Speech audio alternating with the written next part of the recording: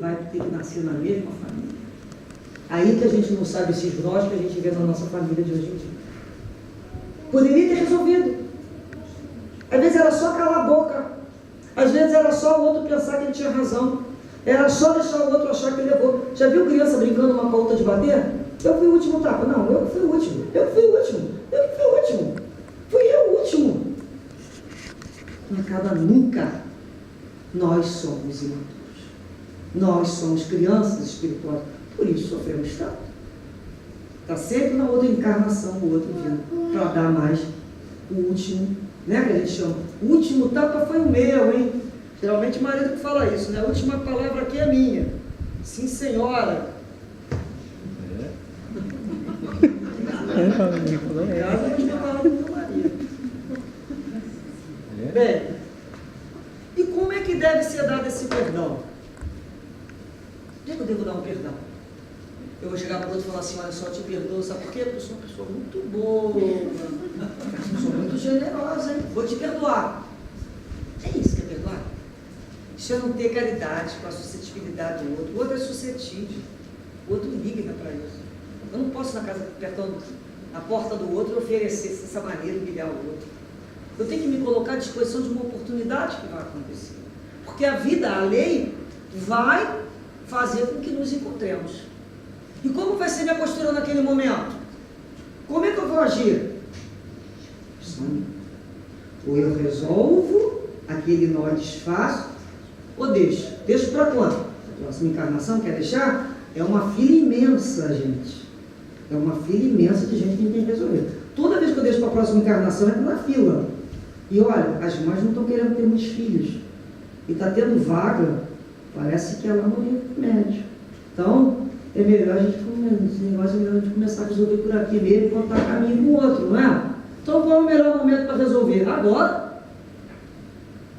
Vamos resolver.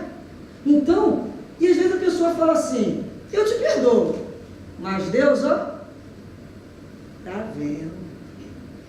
Eu te perdoo, mas ó, os guias, você aguenta aí, você vai ver. Perdoei? Ou então a pessoa fala assim, eu tenho raiva, mas eu peço justiça a Deus. Não fala? Em nome de Deus, eu peço justiça. Na realidade, a pessoa devia falar, eu peço misericórdia.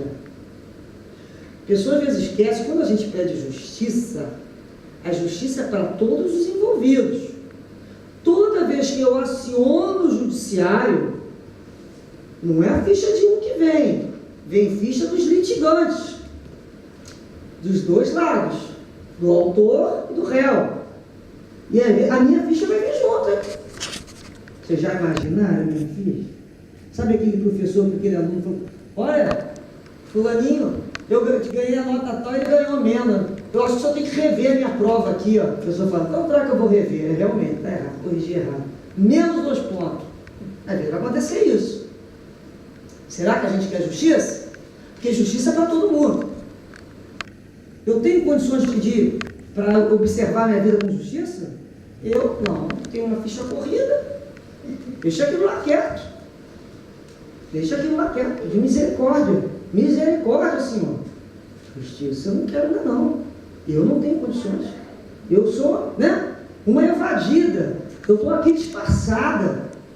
Eu sou uma infratora da lei que está despercebida aí. Daqui a pouco a lei pega. Quieto. Não piora mais a minha situação. Então a gente começa a perceber a vida dessa maneira. Então a gente fala, não é eu quero justiça, eu quero misericórdia. Porque justiça, o que aconteceu vai ser chamado. Porque eu só estou vendo a pontinha de um iceberg. Aquela história antiga, ó. Eu só estou vendo a pontinha que me interessa ver. Nessa reencarnação, sobre o meu ângulo, sobre o meu ponto de vista. Essa história não começou hoje, essa história é antiga. Isso é igual ping-pong, né? Para estar aqui, vem de lá. Então a gente começa a se observar nesse jogo da vida. Como é que eu tenho me movimentado em função dessa situação? Aí a gente começa a ser mais honesto. O legal é ser honesto, é se olhar e falar assim, eu estou cobrando a ele uma coisa que eu não faço. tenho moral para cobrar ele isso?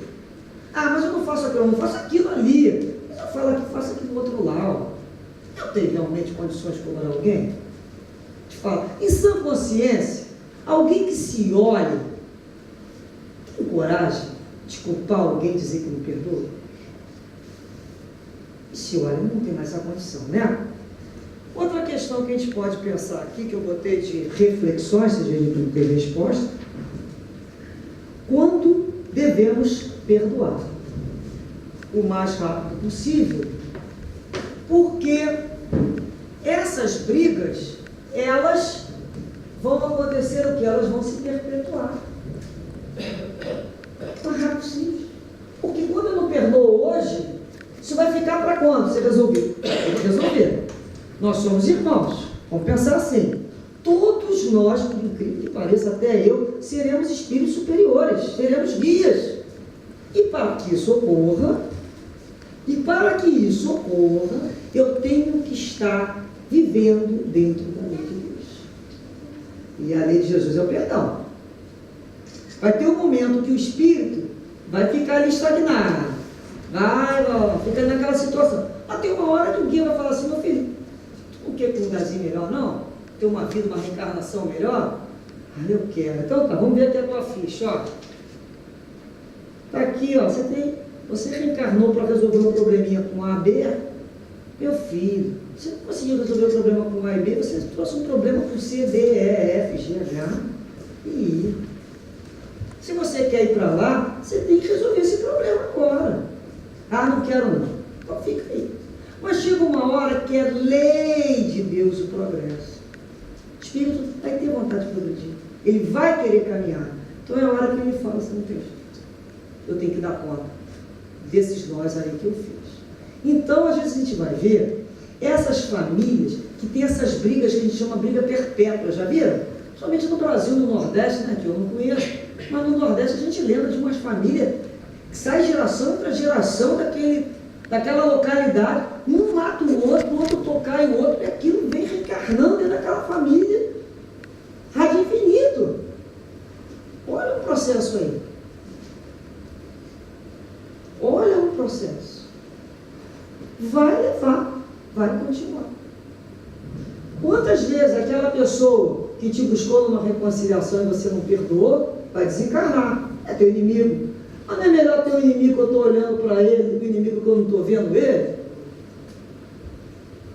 Tem um bom ditado que diz assim: aquele que não serve para ser o seu amigo, não o queira como inimigo, muito menos como inimigo. Ou seja, se não dá para ser seu amigo, pior ainda se ele for teu inimigo.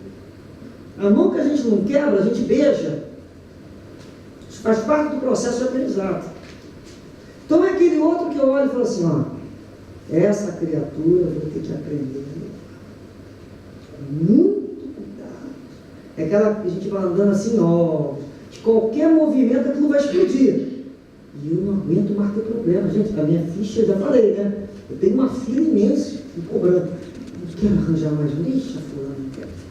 É aquela hora que você fala assim: passa, abafa isso. Aí a gente canta, né? Aí a gente pede uma prece: dá força, Senhor, me dá força, né? Não me dá força, não, me dá paciência. Me dá força, a gente faz outra coisa, né? Me dá força, a gente vai lá e machuca o camarada. Então me dá, Senhor, paciência, me inspira a benevolência, me inspira, né, a percepção que o outro tem tanta dificuldade quanto eu, que isso acabe rápido. Porque na realidade isso é uma proteção. Que quando Jesus nos convida para essa situação de perdão, é como se ele falasse assim: olha só, meu filho, se proteja aqui, ó. Porque quando você não perdoa, você tem a vibração com o outro, a sua brecha está aberta. Aí viu aquela tomadinha com aquele buraquinho na tomada? Faz plug. Se encontraram a fome com a vontade de comer. Se eu saio desse nível de vibração e me elevo os meus sentimentos e peço a Jesus: me ensina, Senhor, a perdoar, me ensina, Senhor, a superar, eu saio, ó, da faixa de atuação dessa criatura. Por isso que se fala, não vai atingir. Ele vai tentar me encontrar, porque é fisicamente impossível. Eu estou no outro outra sintonia, eu estou numa outra onda vibratória. Eu saí daquela situação. Aí você fala, que humilhante. Humilhante? O que é mais corajoso? Eu dar de resposta na ponta da língua que eu sei dar, ou calar minha boca com a resposta aqui, ó, na ponta da minha língua? O que é mais coragem? O que tem que ter mais força? Para segurar, não é? Porque tem gente que que não sabe mesmo a resposta. Não é isso que eu estou falando. Aquelas pessoas rápidas, que respondem rápido, que sabem de tudo. Que é quando tem que, Chico Xavier ensinou, pega a água da paz, né? Você pega um copinho, bota um gole da água na boca e não engole, não cuspa, enquanto tiver de mau humor com aquela criatura, e fica aquela água, né? A gente vai ficar, não vai nem poder dormir. Só depois que apaziguar que você engole. É a água da paz. Para quê? Para lavar a nossa língua, né? Já vai lavando ali na água da paz. A gente já vai aprendendo. Isso é um aprendizado. Está no automático? Não está no automático, então tem que usar dinâmicas. Eu vou cantar, eu vou entrar em prece, eu vou fazer a água da paz. Eu não sei fazer, não tem receita de bolo. Não existe receita de bolo. A minha vida, a sua vida, não tem receita para ninguém, cada um que tem a sua. Cada um que vai encontrar como é que vai lidar com o outro. Isso é muito pessoal, não é mesmo? Bem, podemos fazer uma outra pergunta. Quantas vezes devemos perdoar? Foi que Pedro perguntou, mestre, quantas vezes pecará o meu irmão contra mim que lhe hei de perdoar? Será até 7 vezes? Jesus responde, não te digo que até 7 vezes, mas até 70 vezes 7. Ou seja, indefinidamente, há mais de 490, mas ele quis dizer a cada momento. Eu só perdoaria uma vez, se eu só errasse uma vez. Alguém aí só errou uma vez? Se você só errou uma vez, perdoe só uma vez. Cada um perdoe o outro quantas vezes erra. A gente podia fazer assim. Quantas vezes a gente fala para o outro assim, né? Meu Deus, que ele não tenha percebido, né? Essa maneira deseducada que eu falei. Que fulano não tenha sentido o olhar que eu dei, não é assim? Que fulano não tenha reparado que naquele dia eu fui tão agressiva. A gente ora para fulano relevar, tolerar mais uma vez. E muitas vezes, quando essas brigas, as pessoas não terminam nunca, às vezes a gente pergunta para a pessoa, mas qual o motivo? Vocês estão brigando aí não se falam há 60 anos, ou então vocês não se falam já há 6 reencarnações. Qual o motivo? Não sei. Não tem como saber. Geralmente é uma bobeira, não é assim? Quando a gente para pensar mesmo, a gente ia ficar com vergonha de contar para alguém. Não é uma coisa muito séria, mas conta aí. Qual foi o motivo? Um negócio muito sério. Conta aí. Aí quando a pessoa vai parando para pensar, ela né? Ou mexeu no meu orgulho, no meu egoísmo, na minha vaidade. Um desses 3, independente do nome que vocês colocaram, sempre vão ser assim. Ou encostou no meu egoísmo, ou encostou na minha vaidade, ou mexeu no meu amor próprio. A ira só brota dos meus desejos contrariados. Porque também se eu não tenho desejo sobre fulano, ele pode me contrariar à vontade. Não é assim que as pessoas dizem, pô, liga, a gente não tem essa. Que não é com qualquer um que a gente vai duelar. E é interessante, né, a gente fala do duelo e vai lembrar que aquelas famílias elegantes, né, daquela aristocracia, principalmente da Europa, tinha o duelo. Ela passava assim, jogava a luva no chão, significava assim, te chamei para briga. Se você não pegar, tu é covarde. Mas eles só duelavam entre os nobres. Os nobres. Plebe, não merece duelo, não. Olha só, tem para brigar e eu escolho alguém que eu sinto que vale a pena o nível. Olha que ponto que nós chegamos. Tem pessoas que a gente olha e fala assim, o que a gente está fazendo quando fala do outro? Olha como é que a gente ainda está se achando, né? Então, perdoar indefinidamente, quantas vezes for necessário. Quantas vezes eu olhei para você e falei assim, meu pai, me perdoa. Quantas vezes eu falei para uma pessoa, me ame quando eu menos mereço, que é o momento que eu mais preciso. Aí pararam, que é assim? Tem momento que eu não mereço que você me ame, mas é o momento que eu mais preciso da tua compreensão. Por favor, me ame nesse momento. Quer me amar na hora que eu estou legal, né? É fácil. Você vai conviver comigo, não é? Imagina uma pessoa que reencarnou como minha mãe, que vai entender algumas criaturas. Tá? Prova. Assim somos todos nós. Porque se o outro é um problema para mim, eu sou um problema para o outro. A gente não pode esquecer disso. Nós somos criaturas com dificuldades na área de relacionamento. Nós temos conflitos na área de relacionamento. É muito difícil a gente se relacionar. E a gente sempre peca pelos excessos, pelos extremos. Ou nada, ou tudo. Ou a gente ama muito, ou a gente ama nada.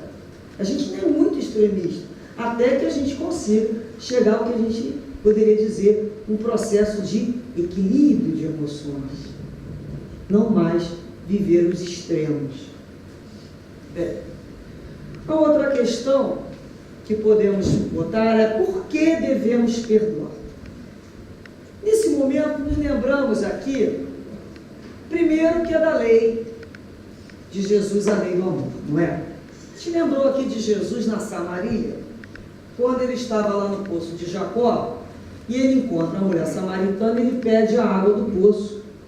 E ela é estranha, porque ele é um judeu não fala com o samaritano, um judeu ortodoxo não se dá com o samaritano. E ela é estranha, porque ele é um judeu. E ele vem com aquela frase lindíssima, né? Se me deres da água da vida, beber a água da vida, nunca mais terá sede. Né? Realmente, a água da vida é o Cristo, é a boa nova, você nunca mais vai ter sede. Mas ela aproveita que ele fala sobre os maridos dela, ela percebe que ele conhece a vida dela pregressa só no olhar, e ela reconhece que ele tem um mestre, um profeta. Ela fala: Senhor, meu mestre, aonde deveremos adorar a Deus? Será no Monte Gerizim ou em Jerusalém? Porque em Jerusalém somente os judeus ortodoxos. Os samaritanos só adoravam a Deus em Gerizim. Então existia essa dúvida: aonde é que eu devo adorar ao Pai? E ele responde: o verdadeiro adorador de Deus é aquele que adora em espírito e em verdade. Não é assim? Com todo o seu coração. E o que é amar a Deus? É respeitar a sua obra. Por isso que nós devemos perdoar. Como eu vou falar que eu amo a Deus aborrecendo-lhe a obra? Como eu digo que eu amo a Deus sendo rebelde? Olha, eu amo a Deus, mas não perdoo. Eu amo a Deus, mas não sou fraterno. Eu amo a Deus, mas não adianta eu não confio. Tem alguma coisa incongruente. Amar a Deus é aceitar a sua lei. Lembra quando a gente falava, né, para um professor, para um pai, para uma mãe, dizia assim: ai, eu não sei o que eu faço para te agradar. Eu vou te comprar um presente muito caro. O que os pais falavam? Meu filho, o que eu quero de você? Quero que você estude, né? Eu quero que você arranje um trabalho. Eu quero que você seja uma pessoa honesta. O que a gente fala para quem a gente gosta? Para os nossos filhos? Que ele seja feliz. Eu lá quero presente, e eu lá quero lá um filho meu ajoelhado, todo dia dizendo que me ama. E esse é um enfado, não é? Aquela criatura no meio do caminho tendo que varrer a minha casa. Eu falo: meu filho, quer me amar mesmo? Pega uma vassoura e me ajuda aqui a trabalhar. É assim que é bom amar. Obedecendo o que eu estou falando. E não me contrariando. Como é que me ama e me contraria e é rebelde? Que amor é esse? Amor? Não é amor. É um clichê. Então é quando eu começo a perceber que Deus é o tema central das nossas vidas. É quando a gente começa a pensar assim: qual é o tema, qual a finalidade dessa reencarnação? Aprender a amar a Deus. O resto é acessório. Tudo é importante. Ter casa é importante, ter família é importante, ter filho é importante, viajar é importante, ter um bom emprego é importante. Tudo é importante. Imprescindível mesmo é o amor a Deus. Porque o resto das outras reencarnações vai mudar. Nada é fixo. Tudo é temporário. O amor de Deus é eterno. Então, quando eu aprendo a desenvolver com o Pai essa relação e tenho Ele como tema central na minha vida, eu passo a ter um processo de priorização. O que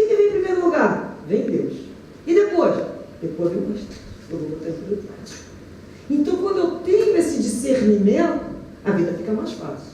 Ah, eu quero um bom emprego. Quero. Tem uma central na minha vida, é Deus. A lei de Deus é de amor, justiça e caridade. Eu estou prejudicando alguém?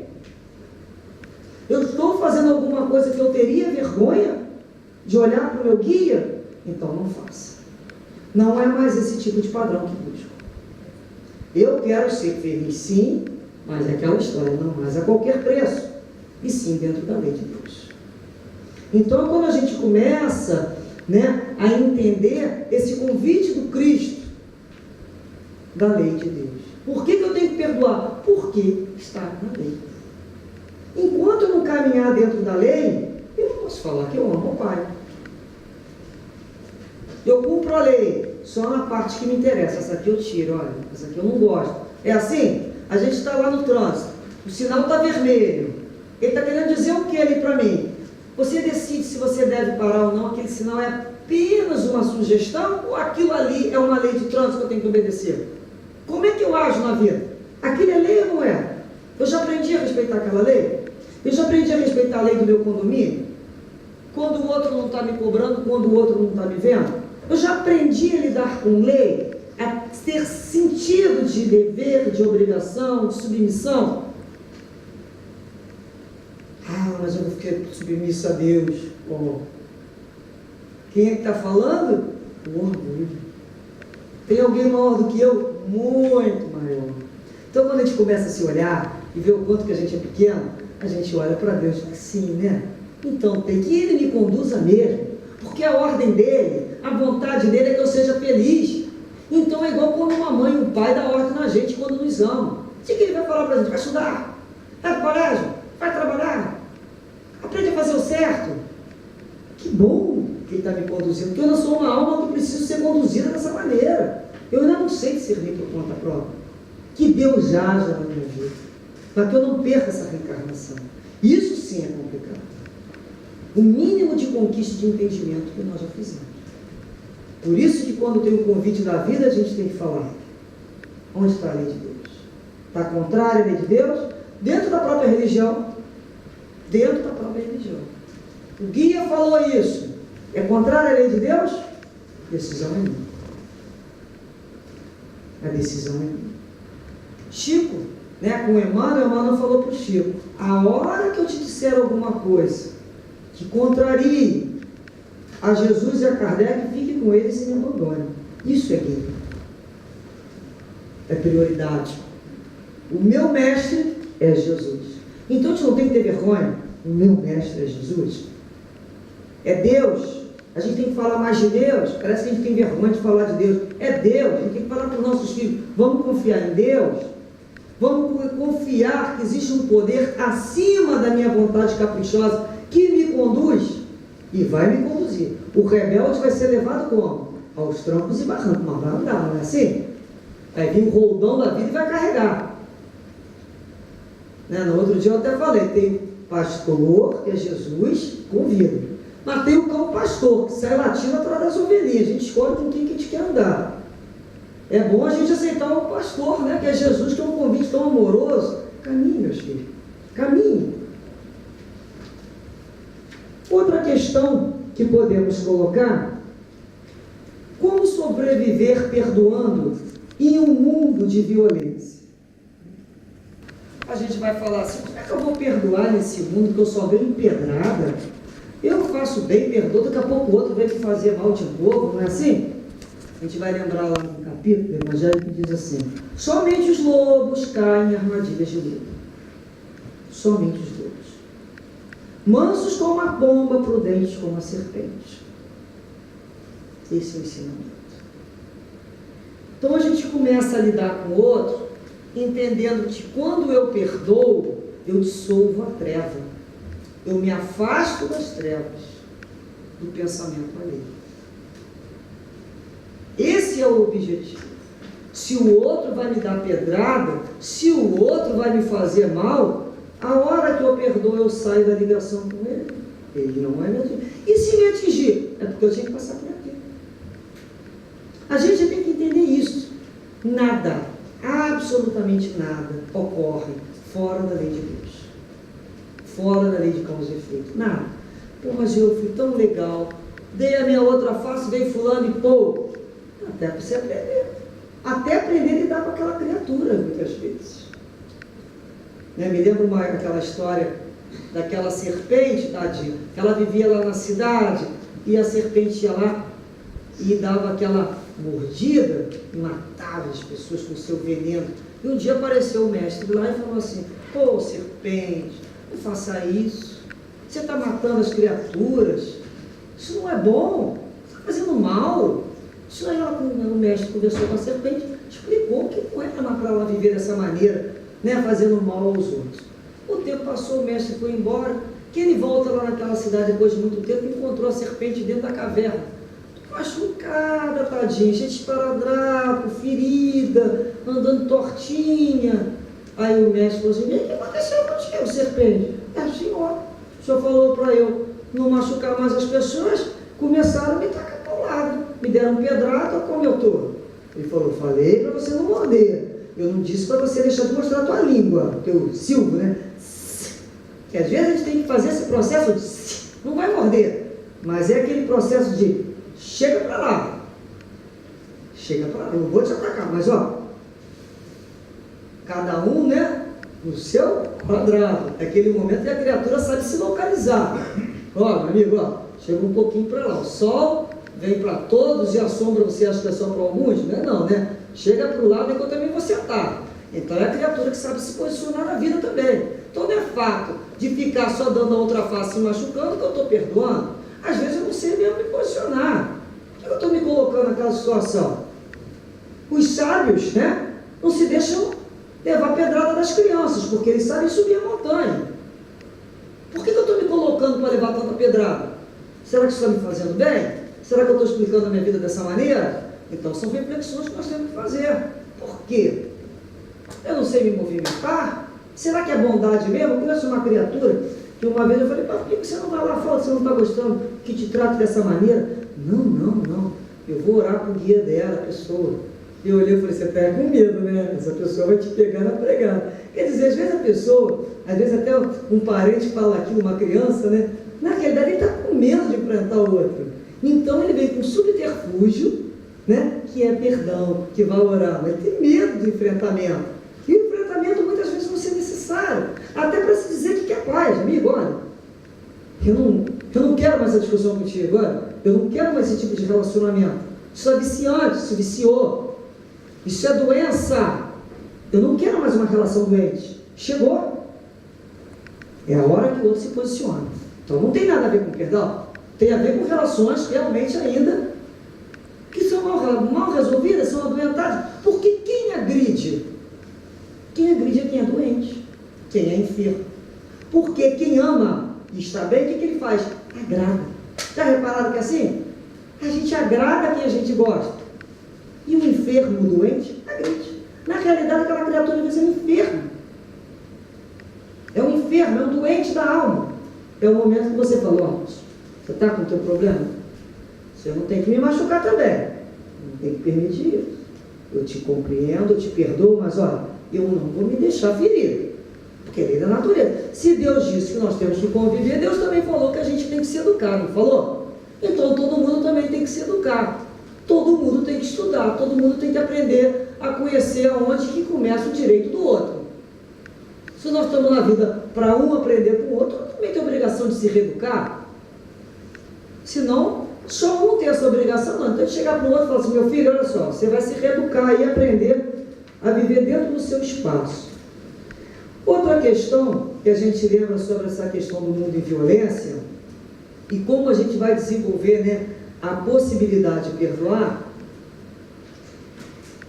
A gente sempre tem que lembrar que a marca do Cristo, quando a gente fala do mundo, se a marca do mundo é a marca do hedonismo, de cada um por si, viver pelo prazer, a marca do Cristo é da renúncia. A marca do Cristo é da abnegação. Então, alguém que não queira fazer renúncia, alguém que não queira diminuir o seu orgulho e aprender a andar na renúncia, ainda não entendeu o que é viver no Cristo. E o Cristo vai ser isso. A gente sabe o que Paulo falava, né? Não me molestes mais, o meu corpo está marcado com as marcas do Cristo. As marcas do Cristo. A gente tem que trazer as marcas do Cristo para nós. Então, como é que eu vou falar?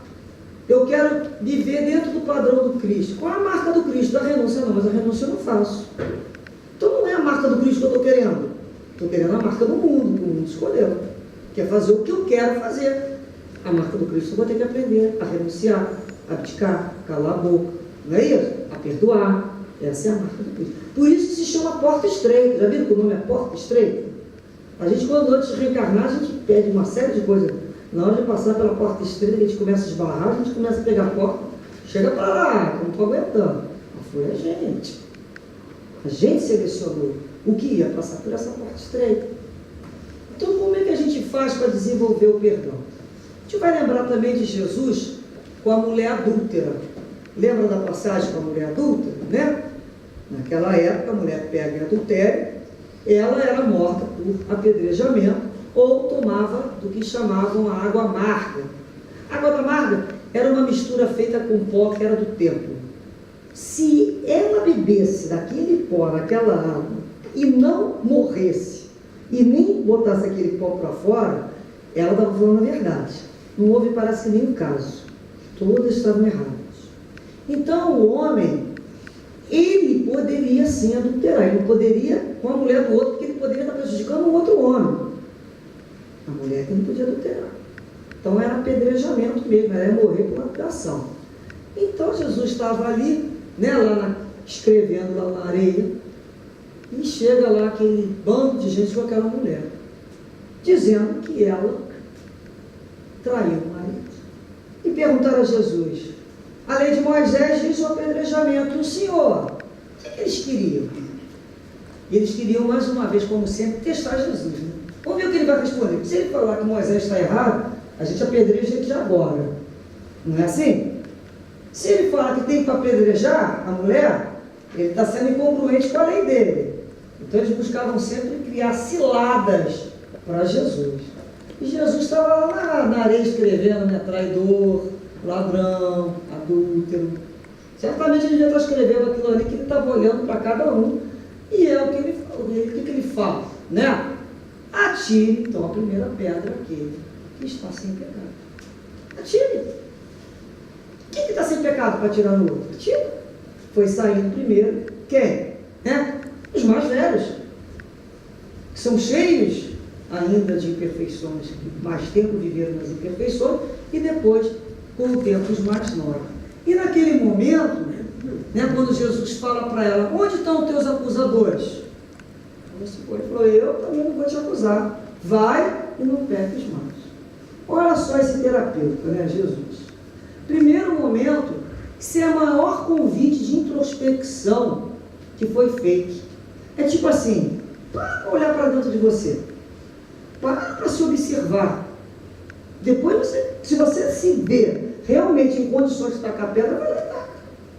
É o convite de introspecção, de autoconhecimento. Ele também não deu sermão nela.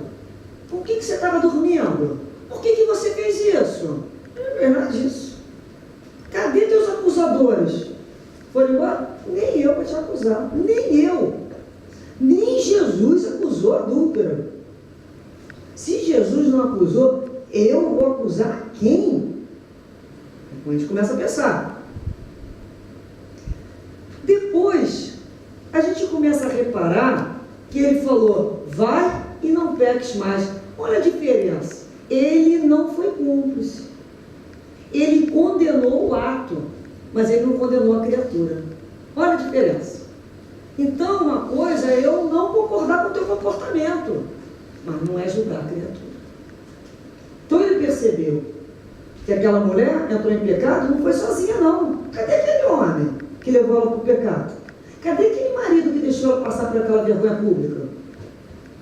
Que situação? Tanto é que a Amélia Rodrigues vai contar, né, naquele livro Trigo de Deus e a Caminho de Jesus, ela vai contar a história, o que aconteceu com o adúltero, né, e com o marido. Que fim, né, essa história teve de prosseguimento. Então a gente começa a perceber que essas histórias têm continuidade. Então é introspecção. Então o primeiro convite para perdoar é se olhe. Vamos botar um espelho e vamos olhar. Como é que eu sou? Eu tenho condições de chamar fulano, falar isso, falar aquilo outro?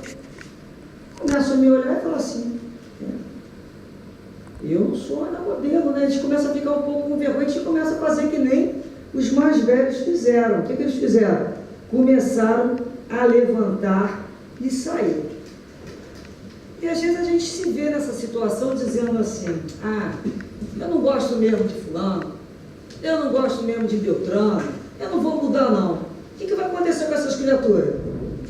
Vai ficar sozinha, vai virar ilha. Já viu pessoa ilhada? Quando desencarna, sabe o que acontece? Continua sozinho. São esses espíritos que vão reclamar da solidão. Porque quem não aprende a tolerar, também não vai ser tolerado. Que a medida é a mesma. É a mesma medida. E a gente sabe que a gente é difícil para ser tolerado, não é mesmo? E outra forma da gente aprender a perdoar é quando a gente começa a mudar o nosso olhar sobre aquela criatura que nos ofendeu. A gente começa a pensar assim, nós somos filhos do mesmo pai. Se nós somos filhos do mesmo pai, nós somos irmãos. Se nós somos irmãos, nós estamos a caminho da perfeição. Significa, então, que não estamos perfeitos. Não é assim a lógica que a gente começa a perceber? Vamos lembrar lá da escada de Jacó. Lembra da escada de Jacó? Que é aquela espiral que sobe ela de infinito? Da mesma maneira, somos nós numa escada. Nós nos encontramos aqui na mesma escola terra. Mas cada um de nós está numa série diferente. A gente se encontra aqui no pátio, na hora aqui do recreio, digamos assim. Na hora que toca a sineta, que é a hora das provas, cada um vai para a sua sala. Cada um vai viver uma prova, uma avaliação de acordo com a sua possibilidade de conhecimento de conquista. Então, a escola é muito grande. Tem desde o maternal até o curso universitário. E está todo mundo junto lá. Na hora que acaba o recreio, cada um vai para a sua sala. Ou seja, independente da idade, está cada um na sua escada, no seu processo evolutivo, fazendo o melhor que pode ser feito.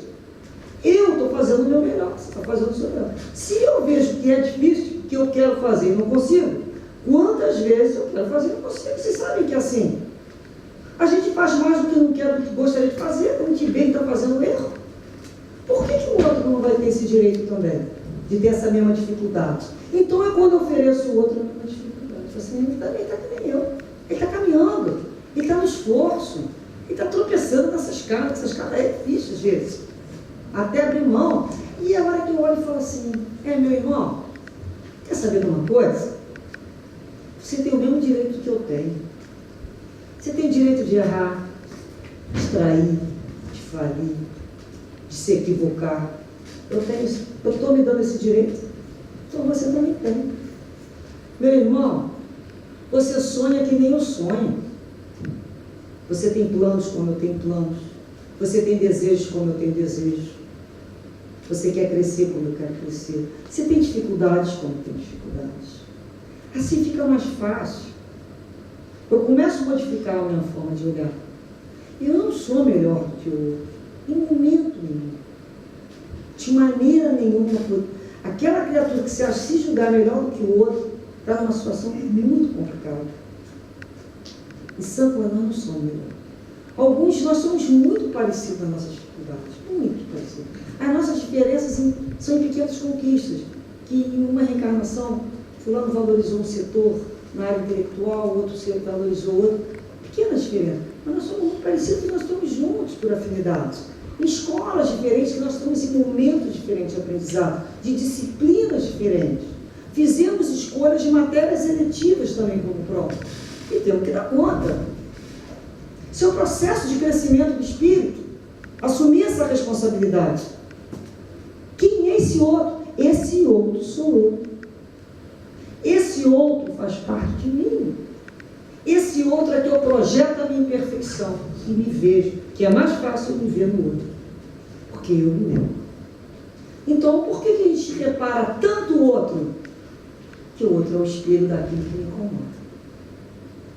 Esse é o outro. é o meu lado sombrio. E que bom que eu olho e falo assim, eu faço melhor realmente do que ele? Será que eu não faço isso na pior do que ele?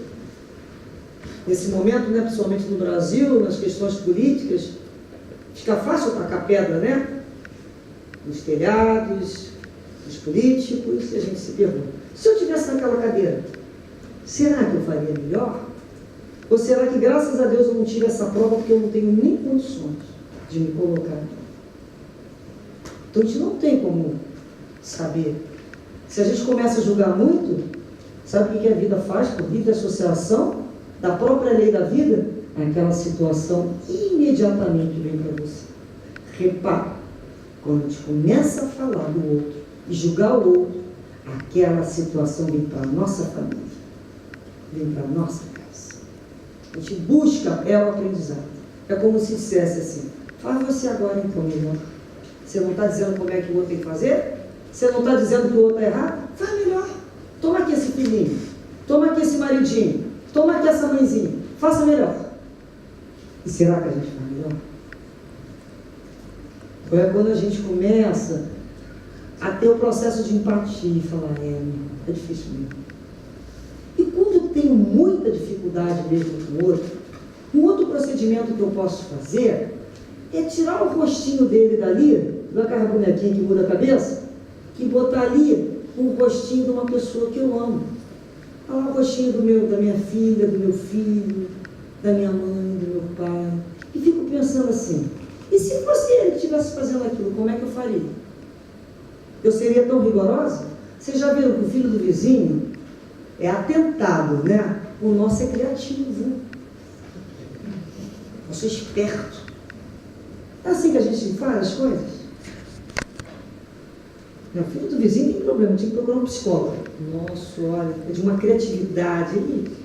É criança índigo, né? Se fala aí, índigo. Índigo faltando passe de couro naquela criança quase, né? A gente fala assim, gente, quer dizer, como é que a gente está lidando com o nosso filho e com o filho do vizinho? Como é que eu estou lidando comigo e com o meu vizinho? Para mim, é todas as desculpas e com o meu vizinho. Então é quando eu começo a mudar o rosto. Se fosse meu filho, eu ia pedir a pena de morte? Se fosse meu filho, eu dava mais uma chance? Já viram o filho da gente quando erra? O que eles falam? Foi mal, hein, mãe? Não dá desculpa não, fala foi mal. Foi mal significa desculpa, por favor, eu errei. Hoje em dia, eu fui mal, já é coisa dessa. O que a gente fala? Ó, faço de novo não, mas vem cá, me dá um abraço, me dá um beijo. Por que a gente faz isso? Por que a gente concede? Porque a gente sabe que aquilo que ele fez é natural da idade dele. É natural, mas eu não fiz isso na minha juventude, eu não fiz, não tem que fazer, mas minha irmã fez, o outro fez. É natural, está dentro daquela possibilidade de ação. A gente sabe que ele vai passar daquela fase. O problema é quando ele continuou fazendo aquilo, né? Mas naquela faixa etária, e cada um com a sua faixa etária. Então vem cá, me dá um beijo, me dá um abraço. Mas não faz isso de novo não. Ó, não gostei. Não faz. Mamãe vai brigar. Não é assim que a gente fala? Vai brigar. E cheio de amor. Né? Não é cheio de amor? Às vezes as pessoas falam, mas não se deve brigar com o filho. Ué, tem gente que não briga, a vibração é péssima para a criança. Eu já vi mãe brigando, é igual asa de galinha, nunca vi machucar pintinho, né? A gente fala isso? É de galinha, não machuca pintinho não, dá carbatida para lá, para cá e não machuca. Porque é vibração de amor. É vibração de amor. O que a criança sente é a vibração. E às vezes você vai falar uma palavra e vai magoar o resto da vida. Que a sua vibração é de desamor. Você chegou num problema na rua, não tem coragem de brigar com o chefe, vai brigar dentro de casa com a mulher, com o filho, vai descontar no elo mais fraco. Para você é o mais fraco. Não é assim que as pessoas fazem? Intimidade demais. Né? Tem um ex-presidente desencarnado do Brasil que dizia, hoje era filho ou falta de educação. Coisa mais certa do mundo. Tem gente que intimidade demais gera falta de educação. São aquelas pessoas que não sabem ponderar o bom senso do limite. Ah, mas nós somos íntimos. Somos íntimos? Nós temos o nosso limite. Não me confunda. Não é assim? Então, o aproximar é um aproximar com inteligência. E às vezes nós precisamos do que chamamos uma distância inteligente do outro, uma distância psicológica necessária do outro. Não dá para conviver grudadinho. Chama um pouquinho para lá. Isso é bom. Até que a gente aprenda a ter um pouquinho mais de resistência. Então é quando eu começo a advogar o outro com o meu olhar. E penso, o que eu faria para advogar a causa dele? Se fosse aquele meu coração querido. Já viram uma mãe de preso? Não sei se vocês já tiveram a oportunidade de conversar com uma mãe de preso. É uma coisa, um processo muito interessante. Ela fala assim, ele fez, mas eu não. E ela está certa. Ele é meu filho. Ou seja, meu amor por ele é incondicional. Independe do que ele escolher, do que ele fizer, eu vou amar. Posso não concordar com o comportamento dele, eu vou amar. E Jesus foi o que melhor testemunhou o perdão em todos os momentos da vida. E principalmente ao final, no momento da crucificação, quando ele fala, Pai, perdoa, eles não sabem o que fazem. É como se dissesse assim, ainda são crianças espirituais, ainda estão aprendendo. Eles, da mesma maneira que jogam flores, gritam Barrabás. Somos nós, criaturas ainda sem fidelidade a objetivos e a projetos. Então é quando a gente começa a pensar na questão desse perdão que Jesus falou com o outro. E muita gente vai se perguntar, e se ele não quiser o perdão? Eu quero perdoar, eu quero ficar bem, mas ele não aceita meu perdão. Eu já fiz de tudo, já fiquei perto, já bati papo, já fui no mesmo lugar que aquela criatura estava, para facilitar um reencontro, mas ele não aceita o perdão. O que a gente faz? Como a gente pensa? A minha parte eu fiz.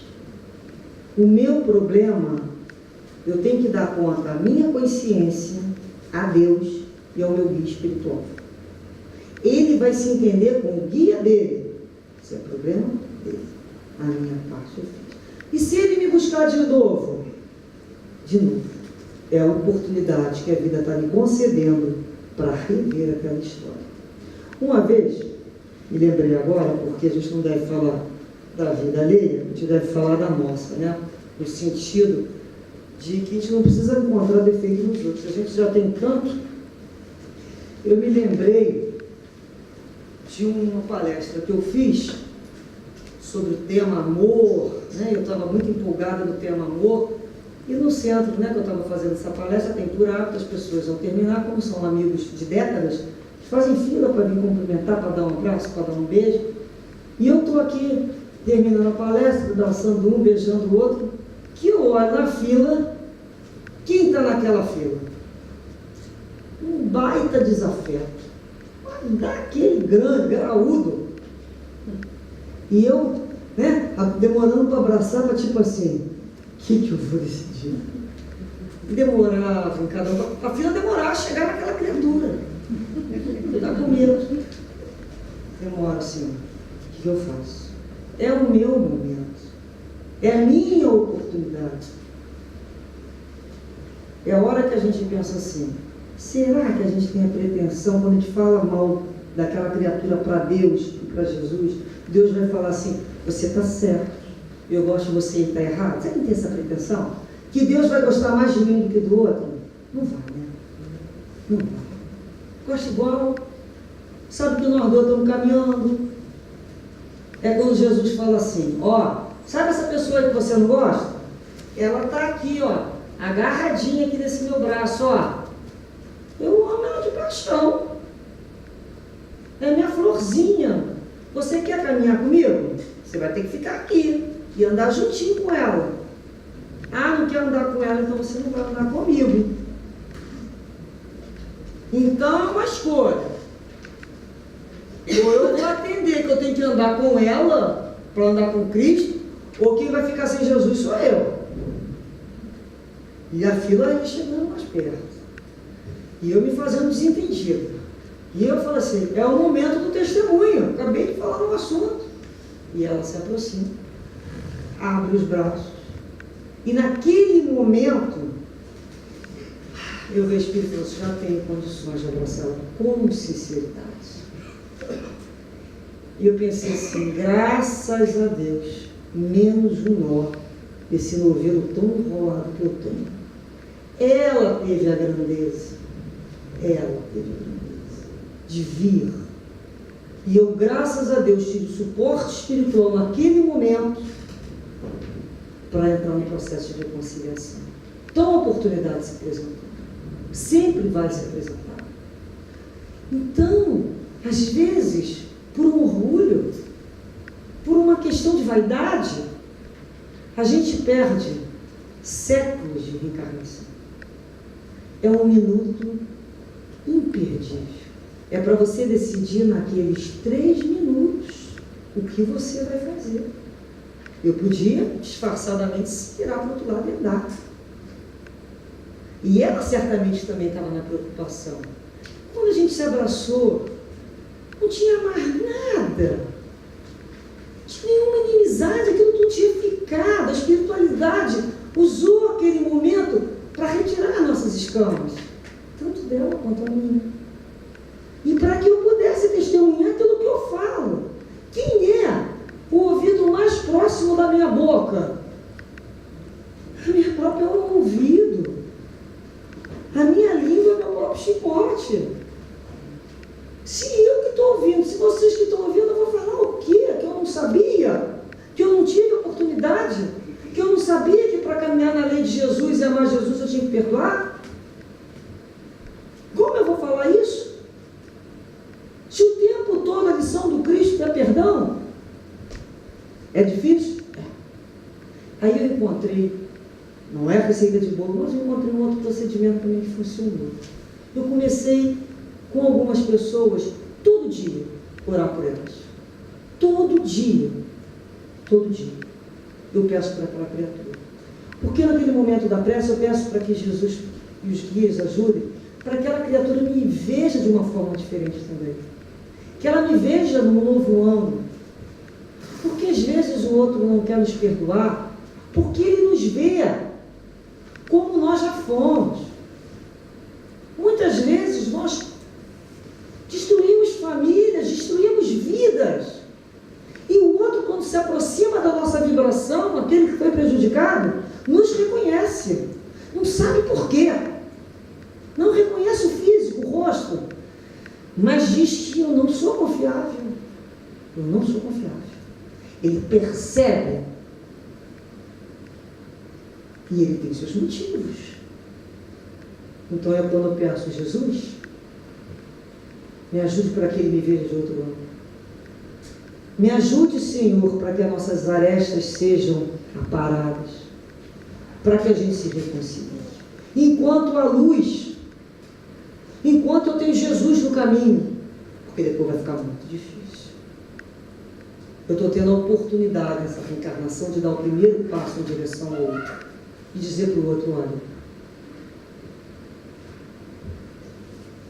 eu sou assim mesmo, me perdoa. Eu sou essa criatura ainda muito imperfeita. Muito mais por ignorância do que por maldade. Eu sou ignorante. Jesus falou para Pedro, os homens são mais frágeis do que nós. São mais ignorantes, por ignorância. Por ignorar, ignorância no sentido de ignorar as leis de Deus. De aprender a viver no amor. Porque quem vive no amor, quem vive na paz, não perde essa oportunidade de desenvolver a paz e a concórdia. A gente se cala, não por medo do outro. A gente perdoa, não porque é fraco, é porque a gente fez uma outra escolha. A gente fez a escolha da paz. A gente quer viver num mundo de paz. A gente quer viver numa família com paz. A gente quer viver num ambiente que as pessoas vibrem com carinho pelos outros, com paz. Que a gente viva numa sociedade de cooperação e não de competição. Que as pessoas nos perdoem. porque eu estou caminhando, eu estou no esforço. Eu ainda não te disse que eu cheguei lá. Por isso que os nossos guias são os nossos fiadores. Por que Jesus veio à Terra? Porque Ele viu luz no futuro. Senão Ele não teria vindo. Ele nos viu e viu luz no futuro. Ele nos viu à frente. Como se dissesse assim, eles vão conseguir. Para encerrarmos, lembramos de uma fábula do filósofo alemão Sperhausen, que fala sobre o porco-espinho, que naquela época glacial, muito frio, os porcos-espinhos começaram a ficar muito juntinhos uns dos outros para se aquecer, por causa do frio. O que acontece quando um porco-espinho começa a ficar muito perto do outro? Vocês já imaginaram, né? Eles começaram a se machucar, começaram a se ferir muito. Então, o que eles fizeram? Eles se afastaram, um longe do outro. O que aconteceu? Começaram a morrer de frio. Juntos se machucavam, longe morriam, de frio, de frieza, de indiferença. Então eles passaram a buscar-se uns aos outros um pouquinho mais de cuidados, com um pouquinho mais de resistência, aprendendo a acasalar aqueles espinhos que são aquelas arestas. Portanto, a gente começa a descobrir que não existe relação perfeita. Todas as relações têm os seus problemas, têm os seus espinhos, e a sabedoria vai ser nos aproximarmos do outro, sabendo que ele tem espinho, porque eu também tenho espinho, mas me aproximar com cuidado, não com cuidado do espinho do outro, e sim cuidado para que o meu espinho não machuque o outro. Porque quando eu penso que o meu espinho não machucar o outro, eu desenvolvo um movimento que o outro vai ter o mesmo cuidado do espinho dele comigo. E ele vai lembrar como é bom agradar, como é bom conviver, como é gostoso compartilhar, sem machucar, sem magoar. É quando a gente lembra, somos filhos de um Deus que nos disse, vamos nos amar. Por isso, temos os nossos espinhos, mas vamos nos aproximar com muito respeito pela vida de cada um, pela forma que cada um ainda conduz sua vida, porque eu ainda tenho os meus espinhos para cuidar. Que dessa maneira, então, possamos colocar um algodãozinho de muita ternura envolvendo os nossos espinhos, nas nossas palavras, nos nossos gestos, observando a nossa maneira de dizer, se colocar, se posicionar, botando um algodãozinho, como se fosse um filho que a gente não quer machucar. Então, nossas relações são relações mais cuidadosas, mais respeitosas. E a gente se aproxima com cuidado, porque cada um é cada um. Tem gente que gosta de brincadeira, tem gente que não gosta de brincadeira. Como é que eu falo? Como é que é meu tom de voz? Como é que eu reclamo da vida? E eu começo a observar esses espinhos, e pelos espinhos do outro eu falo assim, eu quero mudar. Eu quero me aproximar. Eu quero realmente, na minha oração, ser fiel a Deus quando eu falo, Pai, perdoa-me, assim como eu perdoarei aquele que me ofende. Isso é uma afirmativa. Que eu possa realmente, naquele momento da prece, pedirmos perdão, e ao dizermos, assim como eu irei perdoar aquele que me tem ofendido, que isso seja sentido. E naquele momento, lembremos dessas criaturas que nos ofenderam. E enviemos para ela uma vibração de carinho. Como eu gostaria que alguém enviasse, se aquela criatura fosse meu filho. Mais uma chance, mais uma oportunidade. E assim, a gente